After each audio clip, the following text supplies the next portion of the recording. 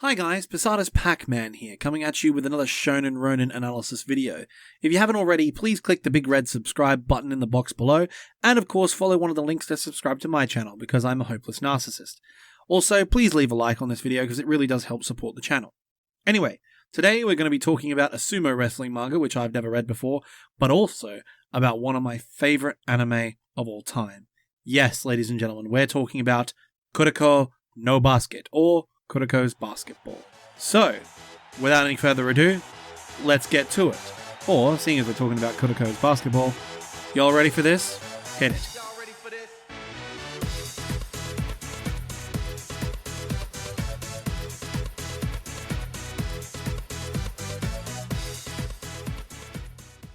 In order to achieve anything significant, to redefine common sense, to reform the world, you need a creed.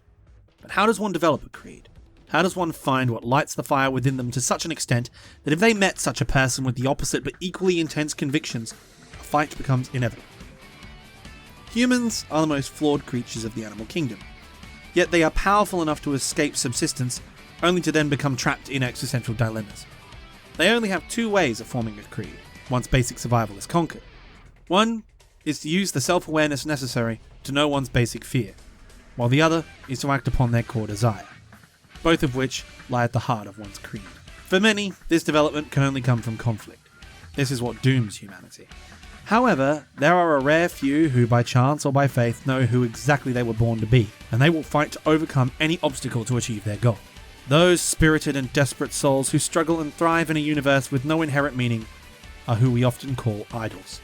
In Hinomaru Zumou, we call them national treasures. Now, some of you who have read the series and are clever may have noticed that the finding your creed through conflict thing I mentioned happened to a lot of the characters in Zumou, including a few national treasures. However, the even more clever of you would have already noticed that it is also the case that the more such a thing applies to a character, the weaker they are in the series. In Sumo, those with the most confidence win.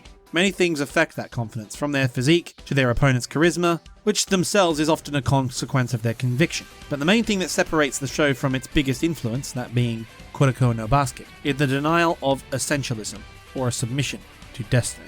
Despite having a conclusive message that greatly touts the importance of teamwork to unlock the true joy and fulfillment in sport, Kuroko no Basket is a story that greatly emphasizes individual and transcendent talent. Talent determines who wins and who loses above all else. Factors like hard work and team play can tip the scales, but without the power and talent to back it up, it will become a useless effort. But in order for a win to happen in Hinomaru Zumou, the character merely has to have been more dedicated and for longer. It's not that Zumou denies the supremacy of talent in common affairs, far from it. Sumo is a sport where if you're serious, you will be hurt, especially in proportion to your talent. Those who are not serious enough will die. Indeed, it can often be the very fear of death itself that kills them. Those who are committed to their creed, those who charge right at death for it, those are the ones who stand at the pinnacle. I don't think it's a coincidence that one series is focused on a team sport, while the other is focused on a sport that, even when teams are involved, always has a definitive individual versus individual dynamic. I think this is why I consider Kuroko no Basket the best sports anime, while considering Sumo the best sports manga. It's poetic.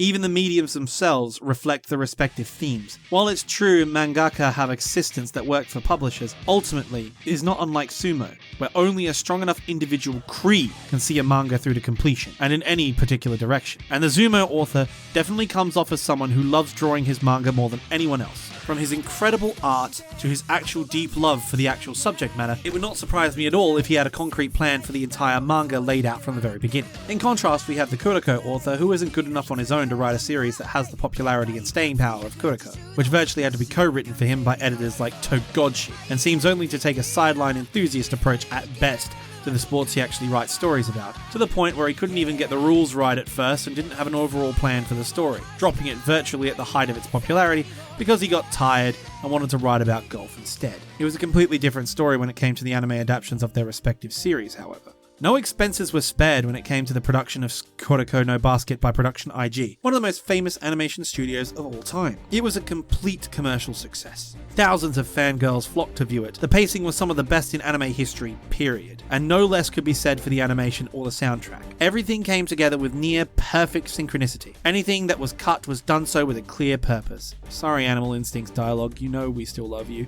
Hundreds of production members worked together with a clear end goal in mind.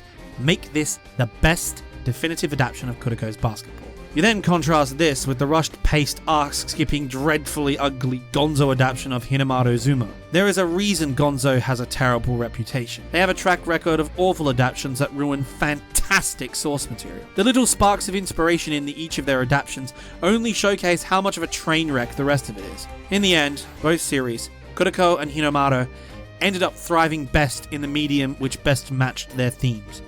Despite my disappointment, there is something beautiful about that. Sumo is about making your own destiny with your creed, redefining common sense. It's inspirational and in a completely different way from Kuroko. Whereas Kuroko inspires one that they can find fulfillment in life with the help of comrades, no matter one's fate, Zumou's inspiration is one based on seeing someone with immovable convictions upset the laws of the cosmos. The style of a shadow versus the style of a yokozuna. Those are the two ways one develops a creed. Thanks for watching, guys. Subscribe to us again if you haven't already.